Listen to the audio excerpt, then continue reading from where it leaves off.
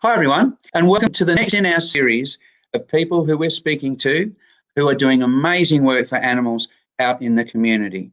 Over the next few months, I'll be talking to a large number of people who are doing this sort of work and organisations as well, so stay tuned. So tonight, my interview is with Lisa Palma.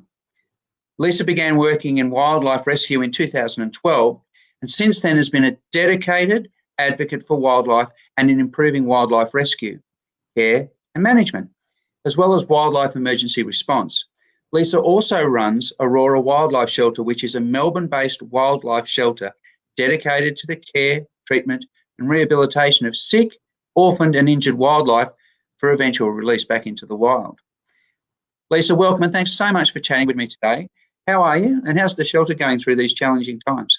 Well, Andy, I'm great, and I have to say I may be one of the few people to say that I'm very happy it's winter because the busiest time for wildlife rescue and wildlife coming into care is actually spring and summer. So while winter has its challenges and we still have animals in care here, there are fewer in and we get a bit of an opportunity to catch our breath.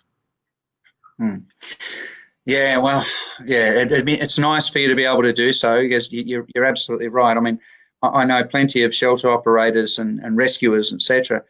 And the only thing that hasn't seemed to have slowed down during this period has been perhaps the amount of road strike for macropods. Yes. That hasn't slowed down at all, unfortunately. Yeah. Look, I just want to tease a few things out here. I know a fair bit about your background because we've been working pretty closely over the last, several months on what we were presenting in terms of Wildlife Rescue Victoria.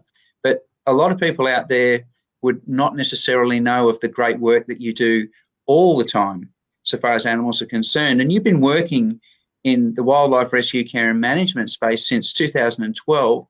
And so you have a really comprehensive understanding of the current systems in Victoria and the current gaps and challenges within those systems. So for many of us, these gaps became even more evident in the recent bushfires, and that resulted in thousands of animals, wildlife, not getting rescued and receiving the help that they desperately needed, and eventually suffering and dying as a result. As you reflect back on those fires, what do you think were the main challenges faced by wildlife rescuers? So, Andy, reflecting on the horrific bushfires over last summer, there's really one key issue or challenge that really comes to mind for me, and that is that we have very low confidence that wildlife that did survive the fires received adequate and appropriate support to alleviate their pain and suffering. And let me sort of break that down a little bit. So firstly, the emergency response during bushfires as managed by government follows a certain hierarchy or protocol. So the first focus is human life, which is, absolutely correct and the right thing to do, and then follows property from there. And the wildlife, the deployment and response is actually further down in the process. Secondly, there was little to no wildlife volunteers deployed to respond to the wildlife emergency that eventuated as a result of the bushfires. And look, across the state, Andy, we've got 5,500 wild rescue volunteers. There would be on top of that, say another 700 vets, and vets, of course, are volunteers as well in these situations. And we have around 450 to 500 wildlife carers and shelters. So a lot of these people are very, very, very experienced in rescuing and rehabilitating wildlife every day, and many have fireground training. So,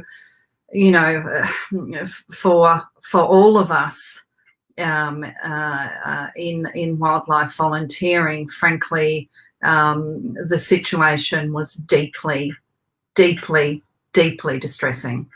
Mm. And so in parliamentary terms, I'm going to ask you what was known as a Dorothy Dixer here.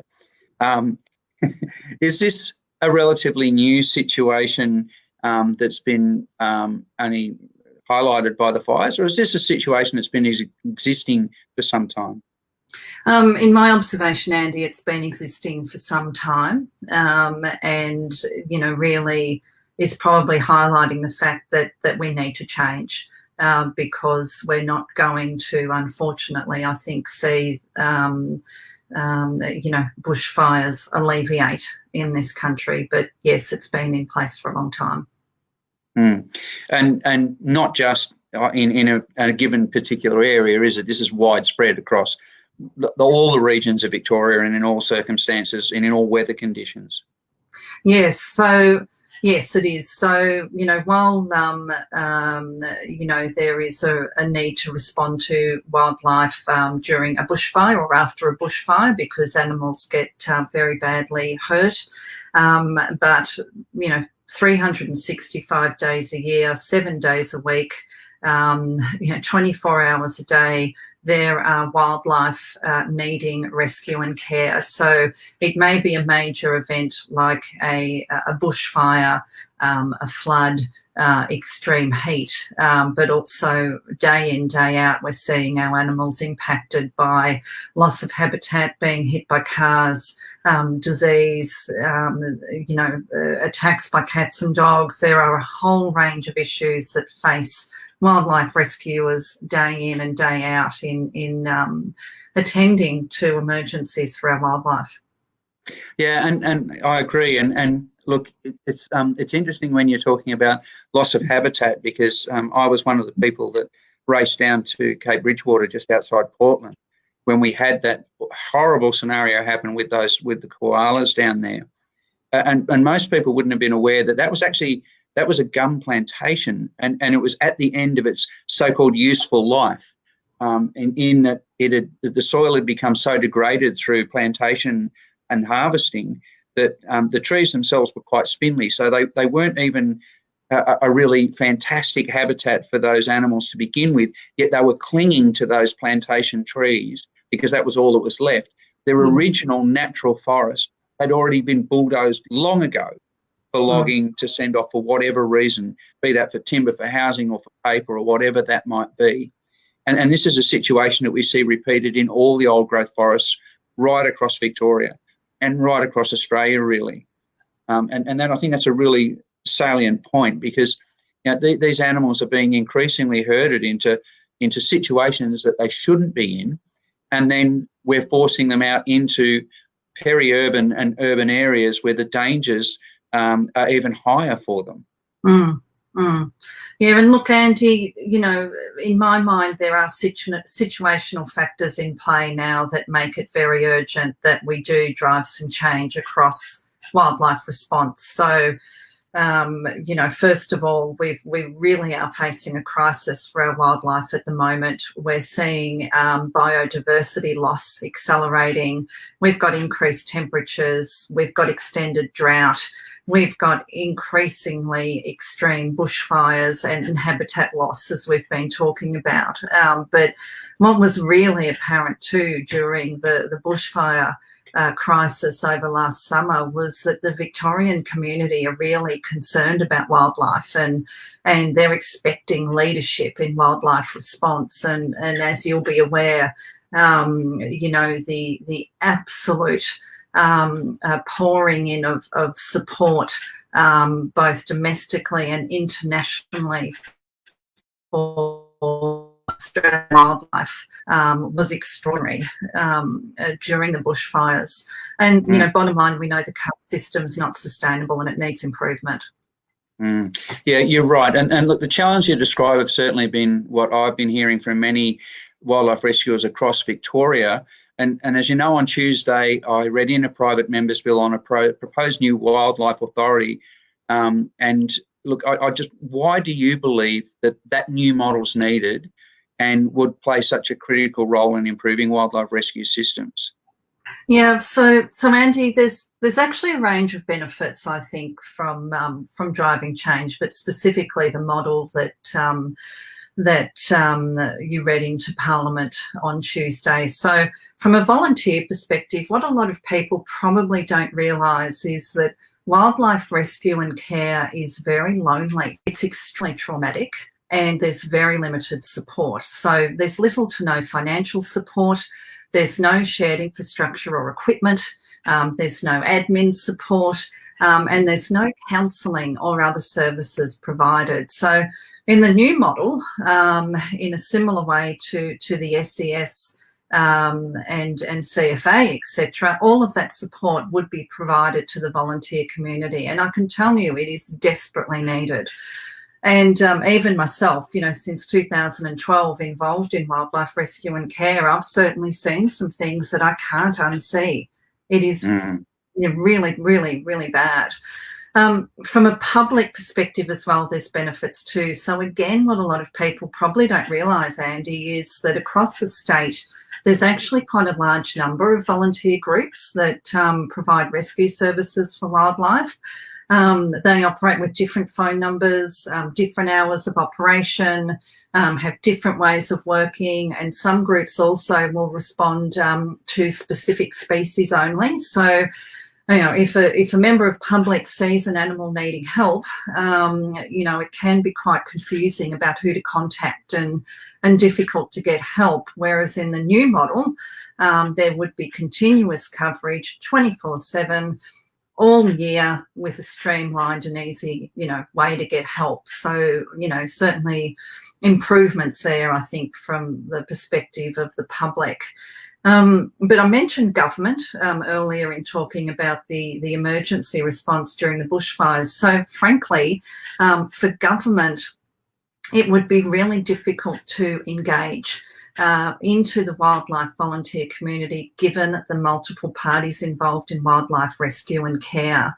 So again, what people may not realise is that the government licenses carers and shelters. So, you know, the 400 to 500 a number of those, but the government actually has no visibility across the very, very extensive rescue network.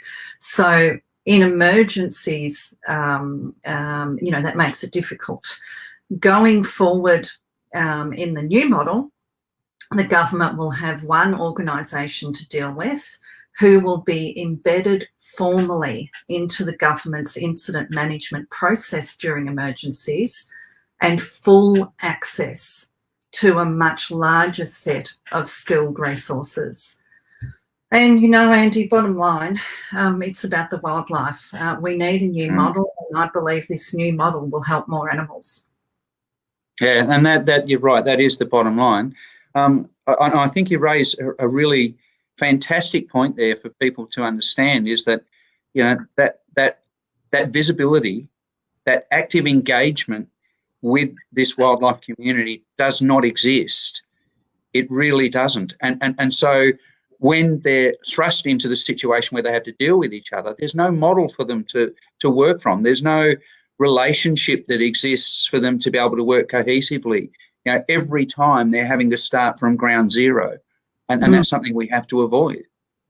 Absolutely. It's incredibly challenging, but, you know, as I said earlier too, incredibly distressing. And we've got a massive untapped resource that the government's not utilising that can really, really make a difference and significantly bolster the number of personnel on the ground to respond. Yeah, I agree wholeheartedly. Look, we're getting close, Lisa, to the time when we have to sign off. But if you could just leave our listeners with one thought today, what would that be?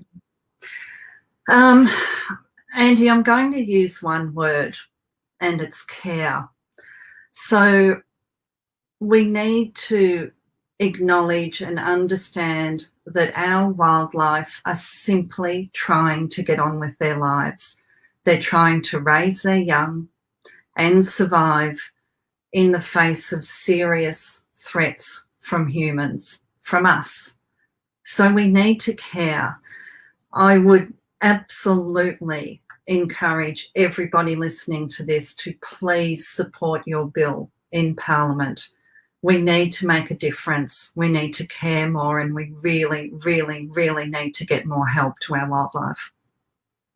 Agreed. And look, thanks so much for your time today, Lisa. I know it's very valuable, and you've taken time out from your professional life and from caring for that wildlife to speak to us today. So I really do appreciate that time.